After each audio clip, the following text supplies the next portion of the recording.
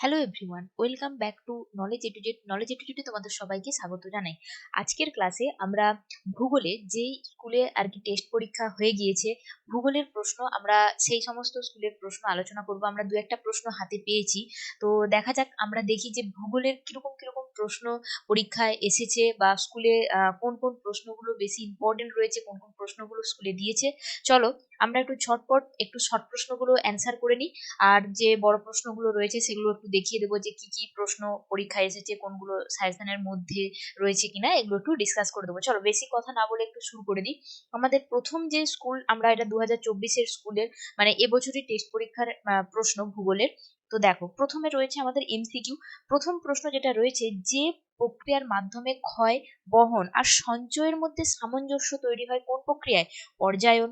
মরু অঞ্চলে বায়ুর ক্ষয়কার্যের ফলে গঠিত ব্যাঙের ছাতা। ব্যাঙের ছাতার মতো ভূমিরূপ দেখতে কি? গৌড়, মানে অপশন ডি হচ্ছে। ফ্রান্সের গ্লোন নদী উপত্যকায় প্রবাহিত শীতল স্থানীয় বায়ুকে কি বলা হয়? মিস্ট্রাল। বার্ষিক উষ্ণতার প্রস্থর সবচেয়ে কম থাকে নিরক্ষীয় জলবায়ু অঞ্চলে। তারপরে রয়েছে শীতল ল্যাপ্রেটার ও উষ্ণ উপসাগরীয় স্রোতের মিলনের ফলে ঘন কুয়াশার ঝড়ঝঞ্ঝার সৃষ্টি হয় কোথায়? নিউ ফাউন্ডল্যান্ড অঞ্চলে, নিউ ফাউন্ডল্যান্ডের কাছে। মরা কোটাল হয় অষ্টমী তিথিতে। মানব শরীরে দূষিত সৃষ্টি হয়, দূষিত জল থেকে সৃষ্টি হয় আমাশয়। উত্তর ভারতের উত্তরতম স্থান হচ্ছে ভারতের উত্তরতম স্থান ইন্দিরা কল, মানে অপশন বি। আর যদি দক্ষিণতম বলতো তাহলে হতো ইন্দিরা পয়েন্ট, ঠিক আছে। শিবালিক হিমালয়ের পাদদেশীয় অঞ্চলে ক্ষুদ্র ক্ষুদ্র শিলাখণ্ড সঞ্চিত হয়ে যে সমভূমি গঠিত হয়েছে সেটাকে আমরা বলবো ভাবর, মানে অপশন বি। নেক্সট, ভারতের বৃহত্তম উপহ্রদ কি? চিল্কা হ্রদ। ভারতের কার্পাস উৎপাদনে প্রথম স্থানাধিকারী রাজ্য হচ্ছে গুজরাট, মানে অপশন এ। ভারতের সিলিকন ভ্যালি কাকে বলা হয়? আমরা জানি কাকে, বেঙ্গালুরুকে বলা হয়, খুব সহজ। মে মাসে রাজস্থানে যে প্রবল ধূলিঝড় হয় সেটাকে বলা হয় লু, অপশন সি। টেপোগ্রাফিক্যাল মানচিত্রের সমোন্নতি রেখা অঙ্কন করা হয় কোন কালার? বাদামি রং দিয়ে, মানে অপশন এ। এরপরে চলে আসছি বিভাগ ক্ষয়ে শুদ্ধ অশুদ্ধ, মানে ঠিক ভুল রয়েছে, আমি একটু ঠিক ভুল দিয়ে দেখিয়ে দিচ্ছি। প্রথম দেখো যেটা রয়েছে, ভ্যান অ্যালেন বিকিরণ বলয় দেখা যায় ম্যাগনেটোস্ফিয়ারে। এবারে এখানে একটা প্রশ্ন বলি, এখানে কিন্তু শুদ্ধ অশুদ্ধ করতে বলেছি, এখানে কিন্তু রয়েছে ম্যাগনেটোস্মিয়ারে। তো আমি এটা বুঝতে পারছি না যে এটা স্পেলিং মিস্টেক রয়েছে নাকি এটাকে অশুদ্ধের খাতায় ফেলবো। অ্যাকচুয়ালি যদি এটা ম্যাগনেটোস্ফিয়ারে হতো তাহলে এটা একদম ঠিক হতো। এবারে যদি কেউ বানানটাকে প্রায়োরিটি দেয় সেক্ষেত্রে কিন্তু এই তথ্যটা ভুল, ঠিক আছে, কারণ ম্যাগনেটোস্মিয়ারে বলে কোনো বায়ুমণ্ডলের স্তর কিন্তু নেই, ঠিক আছে। নেক্সট দেখো, বায়ুর চাপ ফোর্টিন্স প্যারামিটারের সাহায্যে পরিমাপ করা হয়, হ্যাঁ একদম ঠিক আছে। চাঁদের আকর্ষণের সৃষ্ট জোয়ারকে বলা হয় সৌর জোয়ার, এটা ভুল। 1885 সালে গঙ্গা অ্যাকশন প্ল্যান প্রকল্পটি গৃহীত হয়, একদম ঠিক রয়েছে। নেক্সট রয়েছে, ভারতের গোদাবরী নদী ভারতের দক্ষিণতম নদী, পাঁচেরটা একদম ঠিক রয়েছে। উপগ্রহ চিত্রে, নেক্সট ছয়ের প্রশ্ন, উপগ্রহ চিত্রে লাল বর্ণের সাহায্যে সড়ক পথ দেখানো হয়, এটা ভুল। তারপর চলে আসছি শূন্যস্থান পূরণে। দেখো, শূন্যস্থানে প্রথম যেটা রয়েছে, ভারতের বৃহত্তম নদী গঠিত বদ্বীপ হচ্ছে মাজুলি।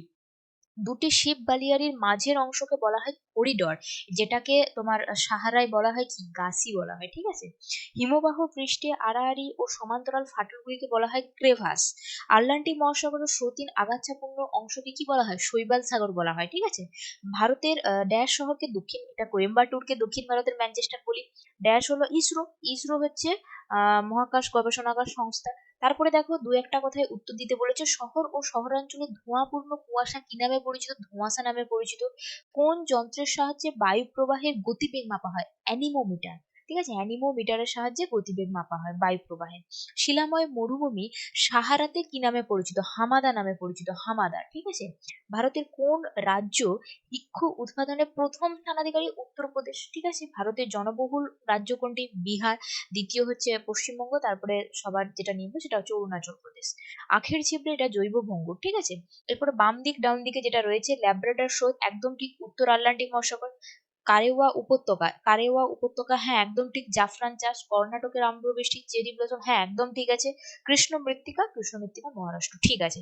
এরপরে দেখো, 2 মার্কসের যে প্রশ্নগুলো ওয়াদি একদম সাজেশনে ছিল। জলপ্রপাত, গ্রাব রেখা, অশ্বক্ষাংশ, বজ্র ব্যবস্থাপনা, একদম সুন্দর সাজেশন লেগেছে।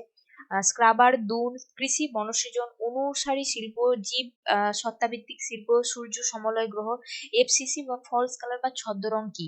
ঠিক আছে, একদম সমস্তটাই যেরকম অর্ডার দিয়ে বেশিরভাগটা কিন্তু পুরোটাই কিন্তু একদম, যারা যারা দেখোনি একবার বলবো তোমরা একটু সাজেশনের ভিডিওটা গুগলের দেখে নাও, ঠিক আছে?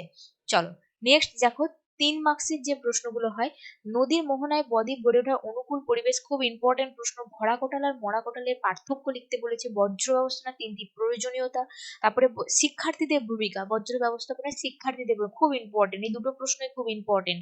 পূর্ব উপকূল সমভূমির সাথে পশ্চিম উপকূল সমাজের প্রাকৃতিক দৃশ্যের পার্থক্য, পশ্চিম বাহিনী নদী মোহনায় বদ্বীপ গড়ে ওঠেনি কেন, উপগ্রহ চিত্রের 3টি ব্যবহার, আর বলেছে জিওস্টেশনারি এবং সানসেন্স ক্রুসার উপগ্রহের পার্থক্য লেখো।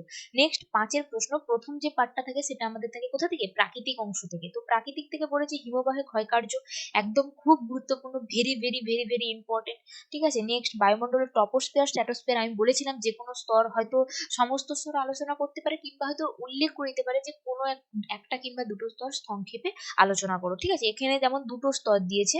তারপরে রয়েছে নিরক্ষীয় নিম্নচাপ বলয় এবং মেরু উচ্চচাপ বলয়ের সৃষ্টির কারণ কি, তারপর রয়েছে মানব জীবনের উপর জোয়ার ভাটার প্রভাব ব্যাখ্যা করো, মানে জোয়ার ভাটার প্রভাবটা লিখতে হবে। এরপরে বিয়ের দাগের যে পোর্শনটা রয়েছে, এটা আমাদের মেনলি যে আঞ্চলিক পার্ট রয়েছে সেখান থেকে গম চাষ করেছে, গম চাষ খুব ইম্পর্টেন্ট। পেট্রো রসায়ন শিল্প অধিক উন্নতির কারণ, ভেরি ভেরি ইম্পর্টেন্ট, আমি অনেকবার বলেওছিলাম ক্লাসে সাজেশন দেওয়ার সময়। জলবায়ুর যে কোনো 5টা, মানে ভারতের জলবায়ুর যে সাধারণ বৈশিষ্ট্যগুলো আছে যে কোনো 5টা বৈশিষ্ট্য লিখতে হবে, এটাও খুব ইম্পর্টেন্ট। কৃষ্ণ মৃত্তিকা এবং পল্লী মৃত্তিকার বৈশিষ্ট্যগুলি সংক্ষেপে আলোচনা করো। তারপরে বিভাগে আমাদের যে থাকে মানচিত্র, সেই মানচিত্রগুলো এসেছে, তোমরা একটু দেখে নাও। নেক্সট আমরা পরবর্তী স্কুল চলে যাব, দেখে নিয়েছো। নেক্সট আমরা চলে আসছি পরবর্তী যে স্কুলটা রয়েছে, পরবর্তী একটা স্কুলের প্রশ্ন আমরা দেখব। এটাও কিন্তু দেখো টেক্সট এক্সাম 2024-এর প্রশ্ন, ঠিক আছে? তো দেখো, প্রথম বিভাগ কয়ে এমসিকিউ রয়েছে, যে প্রক্রিয়ায় অভিকর্ষজ টান, অভিকর্ষজ টান কি হবে, উচ্চভূমি ঢাল বরাবর মাটি এবং শিলাস্তরে নেমে আসে, সেটা পুঞ্জিতক হয়, ঘ হবে কারেক্ট অ্যান্সার।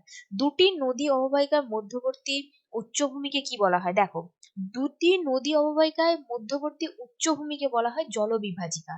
যদি বলতো দুটি নদী অববাহিকার যে মধ্যবর্তী যে স্থান, সেটাকে কি বলা হয়, তাহলে হতো কিন্তু দোয়াব, কিন্তু ও দোয়াব করেছে, দোয়াবটা এটা ভুল। এখানে জানতে চাই যে উচ্চভূমিকে কি বলা হয়, এটা হবে জলবিভাজিকা। নেক্সট, পার্বত্য হিমবাহের পৃষ্ঠদেশে সৃষ্ট গভীর ফাটলগুলিকে কি বলে, ক্রেভাস বলে। স্বাভাবিক উচ্চতা বৃদ্ধির হ্রাসের বৃদ্ধি বা ল্যাপসেট দেখা যায় টপোস্ফিয়ারে, ঠিক আছে। নদীর নিক পয়েন্টের মধ্যে সৃষ্টি হয় জলপ্রপাত, ঠিক আছে। কোরিওলিস শক্তির প্রভাব শূন্য হয় নিরক্ষরেখায়, একদম ঠিক আছে। নেক্সট, আপেক্ষিক আর্দ্রতা প্রকাশ করা হয় শতকরায়, ঠিক আছে। বেরিং স্রোত প্রশান্ত মহাসাগরে প্রবাহিত হয়, একদম ঠিক আছে। জলাশয় মজে ভরাটকরণ হওয়ার প্রক্রিয়াকে বলা হয় ইউট্রোফিকেশন, ঠিক আছে। সামুদ্রিক লবণাক্ত বাতাসে প্রয়োজন হয় ইক্ষু চাষে, একদম ঠিক। আচ্ছা, এটা দাগ দিয়ে আনি, চলো। ভারতের সর্বাধিক প্রচলিত কৃষি পদ্ধতি হচ্ছে নিবিড় কৃষি। ভারতের সর্বপ্রথম মোটর গাড়ির নির্মাণ কেন্দ্র গড়ে উঠেছে হিন্দ মোটরে। মিলিয়ন সিটে কত অক্ষাংশ দ্রাঘিমাংশ, 4 ডিগ্রি ইন্টু 4 ডিগ্রি। তারপর রয়েছে 15 ইঞ্চি অক্ষাংশ বিস্তারে ভূ বৈচিত্র্য মানচিত্রের সূচক।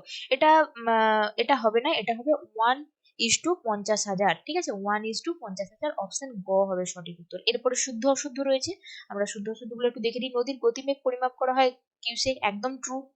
ট্রপোস্ফিয়ারে ওজোন গ্যাসের সঞ্চয় বেশি থাকে, একদম ভুল।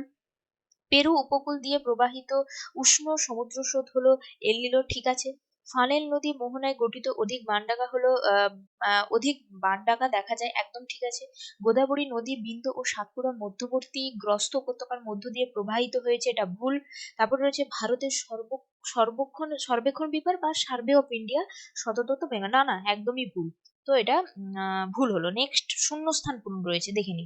নদীখাতের তলদেশে সৃষ্ট বর্তুলাকার গর্তকে বলা হয় মন্থকূপ, ঠিক আছে, মন্থকূপ। নেক্সট, বায়ুমণ্ডলের সর্বাধিক উত্তপ্ত বিকিরণ, একদম ঠিক আছে। সমুদ্র বায়ু দিনের বেলা প্রবাহিত, একদম ঠিক আছে। ড্যাশ দূষণে ব্ল্যাকফুট ঘটিত হয়, আর্সেনিক, ঠিক আছে, একদম ঠিক লিখেছে। জামনগর ড্যাশ শিল্পের জন্য বিখ্যাত, পেট্রোকেমিক্যাল, একদম ঠিক আছে। শ্বাসমূল ড্যাশ জাতীয় ম্যানগ্রোভ, হ্যাঁ, একদম ঠিক আছে। এরপরে আমরা দেখবো দু একটি শব্দের উত্তর বলেছে। নিরক্ষীয় অঞ্চলে সারা বছর কোন প্রকার বৃষ্টিপাত ঘটেনি, পরিচলন লিখেছে, একদম ঠিক আছে। ও পরিচলন লিখেছে, একদম ঠিক আছে। ব্যাসেল্ট শিলা আর আবহ বিকারের ফলে কোন প্রকার মৃত্তিকার সৃষ্টি হয়েছে, কৃষ্ণ মৃত্তিকার, একদম ঠিক লিখেছে। পার্বত্য অঞ্চলে ভূমিক্ষয় রোধ, ঠিক আছে, রোধের জন্য একটা কৃষি পদ্ধতি ধাপ চাষ, ঠিক আছে। তারপরে রয়েছে ভারতের কোন সময় পশ্চিমী ঝঞ্ঝা দেখা যায়, শীতকালে দেখা যায়।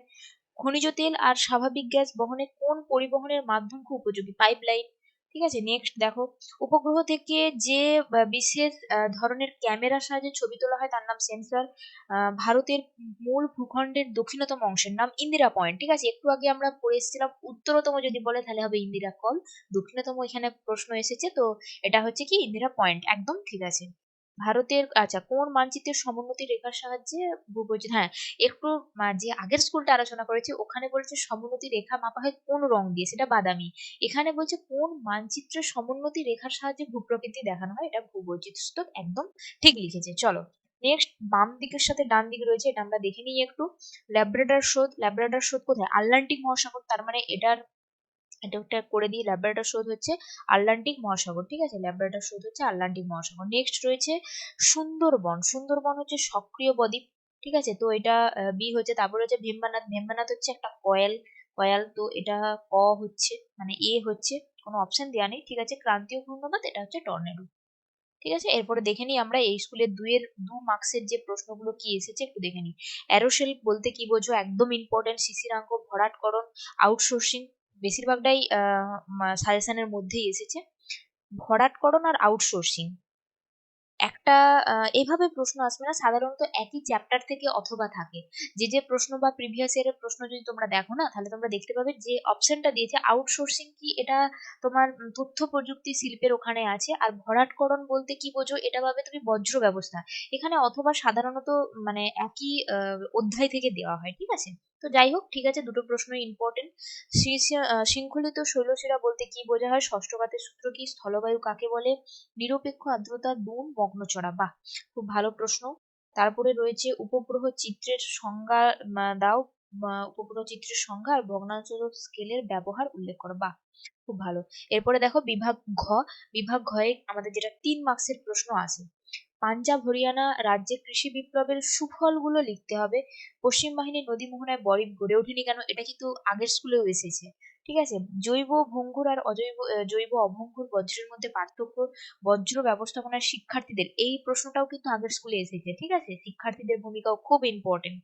তারপরে রয়েছে উপগ্রহ চিত্রের প্রধান 3টি ব্যবহার, দূর সংবেদন ব্যবস্থার 3টি সুবিধা, পূর্বঘাট আর পশ্চিমঘাট পর্বতমালার 3টি পার্থক্য লিখতে বলেছে, সুন্দরবন অঞ্চলে জলবায়ু পরিবর্তনের 3টি প্রভাব সংক্ষেপে লিখতে বলেছে। এরপরে চলে আসছে লাস্ট যে বিভাগটা রয়েছে, বিভাগ ও, মানে যেখানে 5 মার্কসের প্রশ্ন করতে হয়। এখানে প্রথম পোর্শনে থাকবে আমাদের কোথা থেকে, প্রাকৃতিক অংশ থেকে। দেখে নি কি কি প্রশ্ন। হিমবাহ সঞ্চয় কার্য একদম ভেরি ভেরি ইম্পর্টেন্ট, যতগুলো পারো স্টার লাগিয়ে, ঠিক আছে, যতগুলো পারো একদম লাইন ধরে স্টার দিয়ে দাও। ঠিক আছে, শুষ্ক অঞ্চলে বায়ু ও জলধারা মিলিত কার্যে গঠিত ভূমিরূপ, এটাও ইম্পর্টেন্ট প্রশ্ন।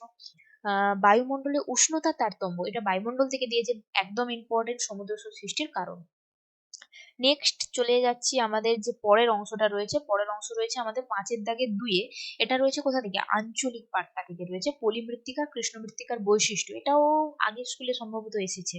ঠিক আছে, তারপরে দেখো ভারতের উত্তর ভারতের নদীর সাথে দক্ষিণ ভারতের নদীর যে পার্থক্য, প্রাকৃতিক বৈশিষ্ট্যে পার্থক্য লিখতে হবে। ধান চাষ করেছে এখানে, ধান চাষও ইম্পর্টেন্ট।